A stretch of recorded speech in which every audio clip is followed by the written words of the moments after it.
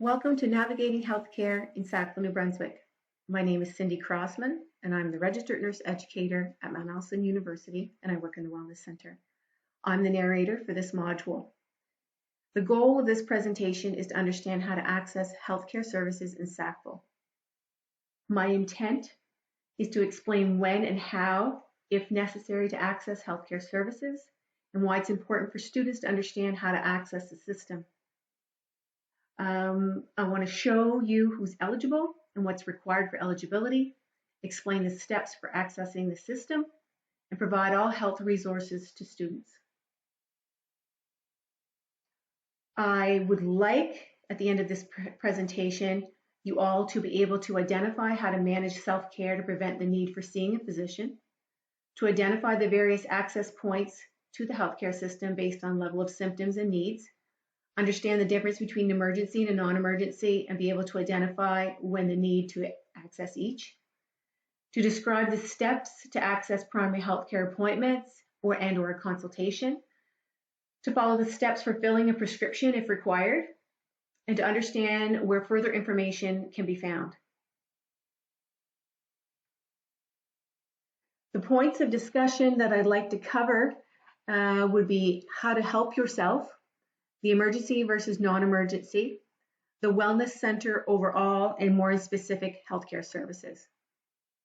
I want to talk a little bit to begin about self-care. Essentially, it's the balance of rest and activity. It's different for everyone. There's no right and wrong answer. It's whatever works for you. A few things that work for some people are journaling, being mindful, doing stretching, yoga practices, good body mechanics when you're doing physical activity, eating all food groups, getting all your nutrients, consuming water, balancing that sleep and activity, the importance of sleep, and limiting substance use. All those self-care tips are great, and they work most of the time, but sometimes people fall ill and come up with a symptom that they're not feeling their 100%. At that point, it's not anything that you've done wrong, it just happens, and it's important to know how to help yourself when you're having a symptom. I always call it the first line of defense, my go-to if I'm feeling not my 100%, is you can discuss with a local pharmacist, and they are allied healthcare practitioners. So you can give them a call, you can go to the pharmacy and talk with them about your symptom. They can make some recommendations about over-the-counter, we call them, or non-prescription medicine that might help you deal with some of your symptoms that you're dealing with. If you follow that kind of a recommendation by the pharmacist for 3 days, and you're practicing good self-care during that time, but you're still having symptoms, and at that point, that would be an indication of when we might need to interact with the healthcare system. So as we move forward, there's emergencies and there's non-emergencies. And I'm going to focus a little bit about, I'm going to touch on both, but I'm going to say that emergencies are more like hospital, Sackville Memorial Hospital, urgent need to see a physician right away. There's a doc that's there 7 days a week that will see you for an assessment of your symptoms. However, we're talking a little bit right now about the non-emergencies. So the non-emergencies are things like what we've discussed with our pharmacists, and those interventions aren't working. What are we going to do now? So non-emergencies would be clinics after hours or clinics in our town, and we do not have any after-hour clinics. So for those folks coming from larger centers like Toronto or Halifax, there's not after-hours or walk-in clinics here in our small community. So that's the first kind of thing to be aware of. However, there are ones in Moncton, which are about 45 minutes away, but we need access to a vehicle, and some students have that, so it's certainly an option for them. Other option would be the wellness center. which is located in the Wallace McCain Student Center on the ground floor. So you see a corridor as such, and through those doors, that's the Wellness Center. And that's what I'm really going to talk about today. Before I move to that, I just want to make sure that when I talked about emergencies, also, so you know, emergencies are 911 calls. So those things I like to kind of say to people, they're like, how do you know when you're supposed to call 911? I kind of get those questions. And it really are those areas where it affects our airway, our breathing, and our circulation. So when we're having compromised in those areas, then that's when we need to call 911. And don't ever hesitate to do that if we see someone in our residence that has trouble with their breathing or with their airway or not having a pulse. Those are those emergency situations for sure. So right now I'm going to talk about the Wellness Center. So in the Wellness Center, I'm going to cover just general information because I think it's really important for you to be aware of it, services that are there, and contact information. So how can we help in the Wellness Center? I would say the Wellness Center provides outreach, so disease prevention, health promotion, and that would be in the form of a workshop, um, educational booths on campus, sessions, those types of things. Inside the Wellness Center, we do assessments. So assessments based on whatever you're presenting with. Sometimes it requires a specimen collection or gathering of more information. It comes up with, then we follow through and sometimes come up with a treatment plan.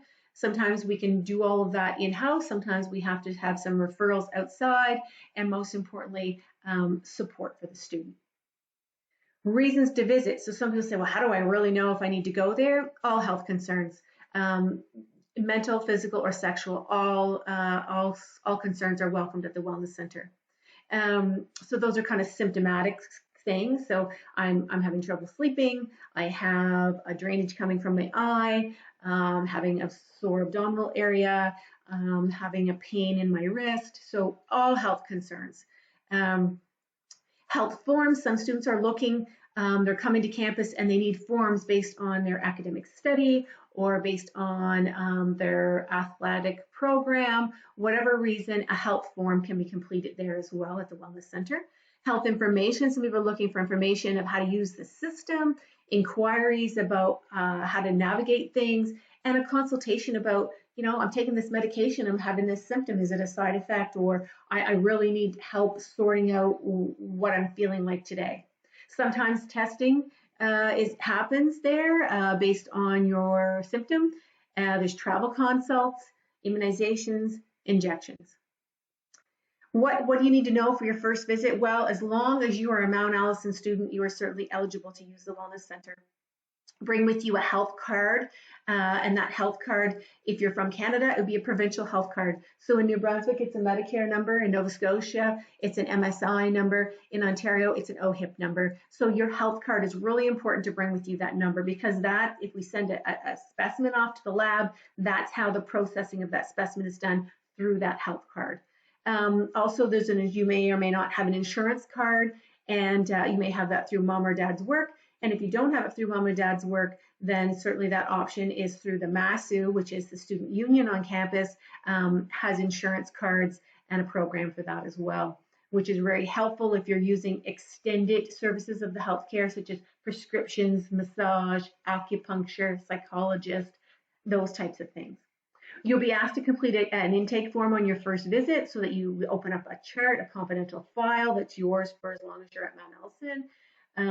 You'll have an assessment done by the professional, and you and that person will decide on the best approach based on options that are discussed. You'll come up with a plan of care, treatment, and follow-up. So I think my area that I'm presenting on is health services, but I think it's really important to not neglect that other professionals do work in the Wellness Center, and I just wanted to highlight those professionals so you know who else is working down that corridor. So there's a mental health harm reduction educator, there's counseling services, psychologists that come in and work, a psychiatrist that comes into work, massage and acupuncturist that comes into work, and dietitians and other resources. So just wanted to talk a little bit about counseling. So those are appointment based, they're free service to students, and you can contact them through counselor@mta.ca. They have appointments, they have after hours ones, they have evenings and walk-in times, which students find very, very helpful. The psychologist is a fee for service. So that service is an outside service that's actually coming into the university and providing that service for a few days a week. You can self-refer. Students can refer themselves to that service. And it's really when the counselors, outside of the scope of practice, more complexity issues or a couple of issues combined. So eating disorders, for example, might be an example here, or disordered eating, or a couple of things like that people would see a psychologist for. And then insurance I talked to you about earlier, that would have the coverage through that. Psychiatrist is a physician that does a diagnosis and medical treatment of mental illness. And that person, again, is a referral from either another psychiatrist, such as a home psychiatrist that someone's had following them, or through one of our physicians at the wellness center that's beyond their scope again, and they'd like a consultation with a psychiatrist on the best use of medication and treatment plan. So you do need a referral from either another psychiatrist or a physician. They come to campus a couple times a month, and again, contacting wellness at MTA is your best approach. Massage and acupuncture, these services again are outside agencies that come in and offer the service. They're both offered 1 day a week on campus. The coverage is through your MASU insurance or an equivalent of your private insurance through mom and dad. With the MASU insurance, you need a referral from the physician to get a massage. And with acupuncture, you don't need a referral. So you really coordinating that appointment with the physician is important if you're through the MASU insurance, so you can get that referral and get that coverage. Book an appointment, contact wellness@mta.ca. Dietitian doesn't physically work in our corridor, but we have a dietitian available to students with special diets or special needs, and you contact dining services on campus. Other things that we have that are services that you could use through the Wellness Center would be the light therapy for seasonal affective disorder. You can sign those out, no charge. And the ergonomic ball chair for improved back health is also there for students to use as well. So just some additional support services for students. So now I'm going to kind of really get into the health services and navigating our way through that system. And really, it's kind of unique to our little rural area, so it's really important how to kind of navigate your way through. Less frustration for you, and I guess less frustration for the providers that are providing that service. So we'll talk about a little bit about physician and registered nurse clinics on campus, prescription information, influenza prevention clinics, neighboring after hours clinics, 811, and some health resources.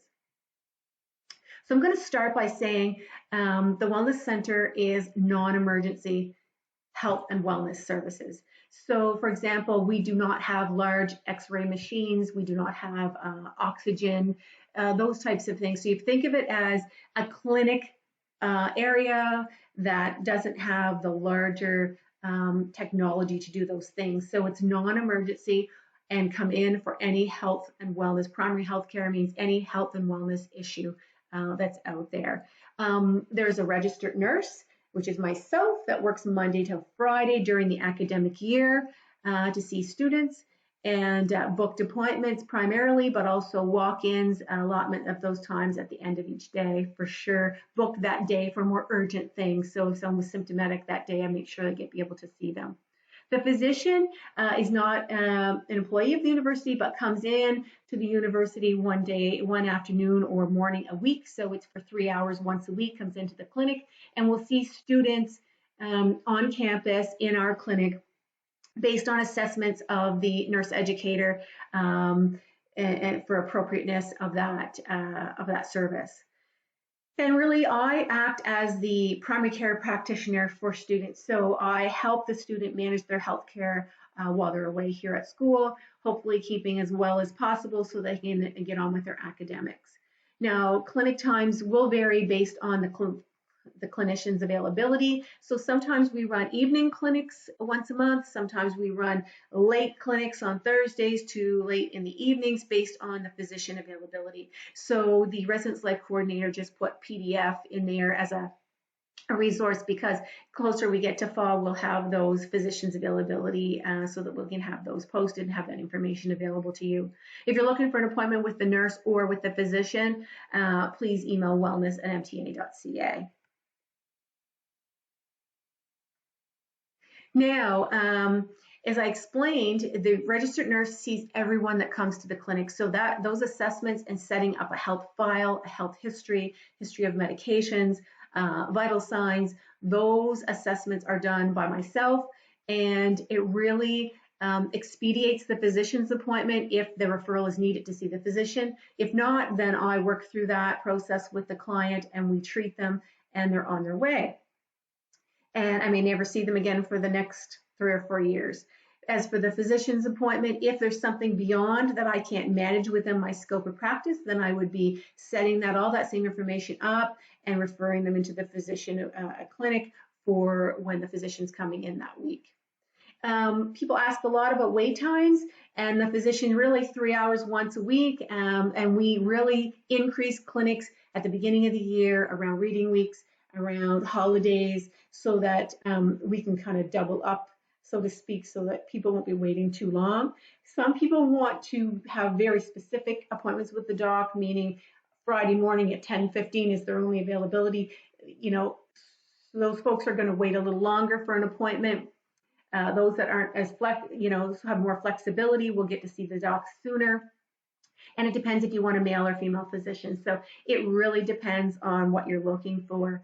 But we try to get you in as best we can and try to keep the wait to 1 to 2 weeks, if that.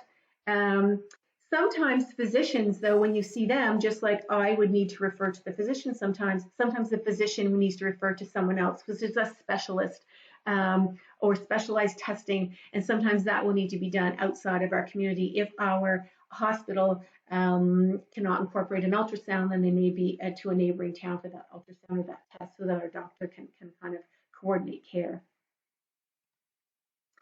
So prescriptions, so that's the next thing. I think it's really important for all students to know that if they're coming in with a pre-existing health condition that they take medications for every day, then you will be needing a New Brunswick prescription. So you will need to see a physician to get a refill or a New Brunswick prescription. And the sooner you book those appointments, I think it's really important at the Wellness Center, because you will not then run out of your prescription. For example, if you take your last medication of your bottle today and want to see the physician tomorrow and their availability is not in tomorrow, they've already been here this week, then you're going to go without your medication. So in order to keep the continuity of care and keep your medication working the best that it can for you, make sure you make those appointments sooner than later. In addition, our pharmacies, the pharmacists are allied healthcare practitioners, and they can advance sometimes a prescription for a month if you're waiting for a physician's appointment to get a new prescription if you bring it back to the pharmacy. So those are just little FYIs to remember. Also, the MASU that I talked about, that health insurance, has coverage for prescriptions. Flu clinics, really important in the fall, and as we've talked, I'm sure you've heard a lot through the discussions of COVID-19 and pandemic about immunizations, and we do have influenza clinics on campus in the fall of the year. You'll get an email sent out to all staff, faculty, and students about that availability. I facilitate those. Also, local pharmacies have those available to students as well, just so you're aware. So just to recap, how's the process for the health clinic working? So eligibility, you're going to come in, Mount Allison student, you're going to bring your health card with you to the first time. Any medications or a list of medications the first time you come is really important as well. You're going to fill out those intake forms. You're going to see the registered nurse for an assessment. Based on that assessment, if we're talking about a sore throat today, then I could take a swab or a sample from your throat, a swab your throat, send it to the lab, and then I could educate you about rinsing with salt water 3 times a day. I could be talking to you about balancing your rest, getting lots of sleep, washing your hands, eating lots of good food, and waiting for those results to come back. If they come back to me and it's a positive test result, then I could call the student, bring them in, and treat them with an antibiotic if they're positive for a strep throat, and they would never need to see the physician. However, other times the student may come to me presenting with another issue, and we've treated, for example, another infection that the medication's not working, and we did a recheck and a test for cure to see if it's gone, and it's not, then we may need to do a referral to the physician to say, hey, this medication's not working. Is there something different we can try? Provide education and resources to them, and referral to the physician. So that's the process. It's kind of an assessment, intervention, treatment, action plan. You'll get lots of education and resources and referrals if needed. So let's talk about those neighboring towns and cities. I think I mentioned it a little bit, but again, you need access to a vehicle to use those, but certainly eligible that you can use those. If you're traveling outside of Sackville, I mean, some things like birth control pills that are not urgent care, but you want to make sure you don't run out of, but you didn't make your appointment, plan ahead and you can't get in when you want to get in. Certainly, if your friends are taking a car and they're going to Moncton, to the mall, there's a clinic really close to the mall. You could call them up and say, I want an appointment, and you get an appointment to get a new prescription refill of your birth control pills. There's also taxis and buses that happen in Sackville as well. If that's an option and you want to incorporate that with your shopping because you're not really ill, it's just a preventative medication that you're taking. Another thing is you might wake up in the middle of the night and you might have some symptoms that you didn't have before, and you think, gosh, do I need to go to the hospital? It's not an emergency. I'm breathing okay, but I'm feeling kind of miserable. The wellness center is not open. It's the middle of the night or 2 in the morning. What should I do? There's 811, which is a number you call in New Brunswick 24/7. You speak with a registered nurse, and they do an assessment of and make a recommendation of who needs to see you and what you should do based on your symptom that you describe.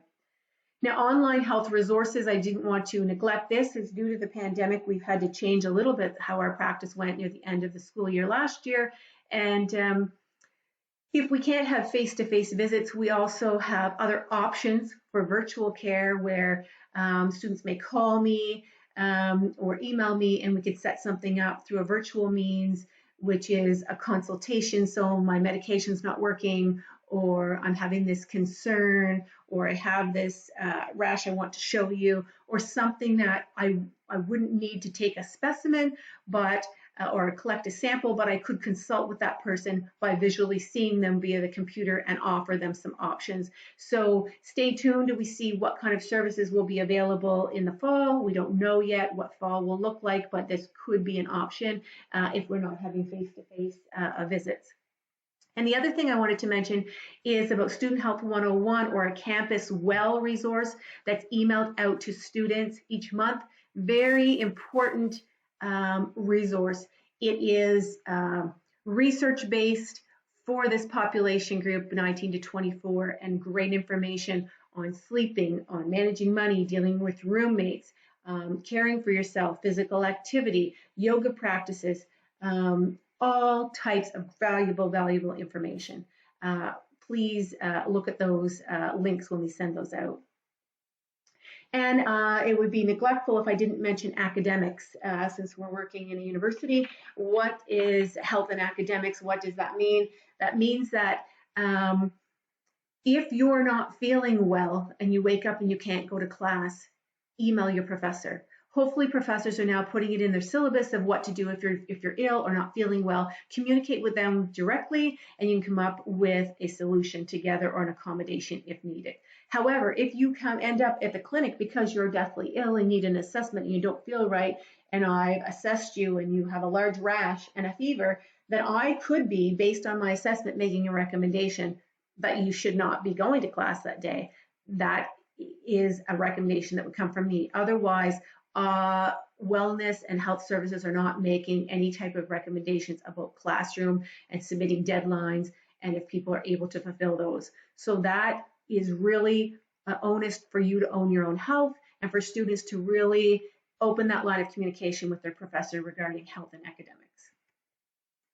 I wanted to put this slide in so you're aware that I do work in the Wellness Center and run a clinic there. So I'm not out in other buildings, but just for reassurance and for your own education piece, there are first aid designated trained folks within our different buildings, excuse me.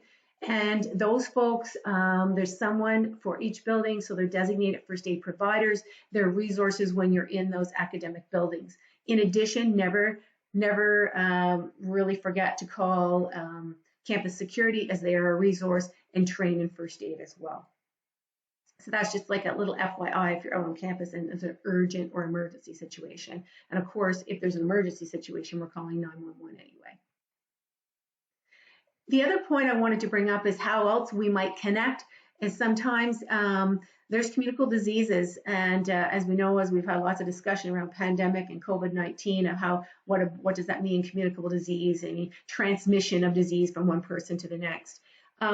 I want to stress that I really can't help you unless you communicate those issues to me. So if you're seeing X number of people with pink eye in your residence on the one floor, then maybe you want to let me know what's going on, and I can send you some recommendations or tips that you can post in your house to prevent it from spreading further. I know that's a smaller one, but it's a concern for some people because not everybody wants that. Other things are if you're seeing 2 or 3 people go to the ER and get diagnosed similar diagnosis and coming back and they're communicable disease and told to stay in their room, then obviously we need to consult public health about that and look for recommendations for housing and those purposes. And I just wanted to make sure that those links and channels of communication are open. I think it's really important that we're working together on those so we can support one another. And how do you contact me? I'm at help@mta.ca. And I just want to know that I want to communicate more or less that we're not expecting you folks to be experts in health, but it helps if you kind of know how to navigate your way through health and wellness on campus, because it helps you support students and direct them accordingly. And if you don't know the answer, that's fine. You tell them to email wellness@mta.ca, and that person will navigate them through the system. Don't hesitate to reach out anytime. I think it's really important to have our lines of communication open. And putting the last slide up there, just kind of contact info. So for all those people working in the Wellness Center, how do you contact them? If you have any questions from this presentation or clarifications needed, please email me at help@mta.ca. And I wish you a great academic year. And I'm here for you if you need me. Thank you.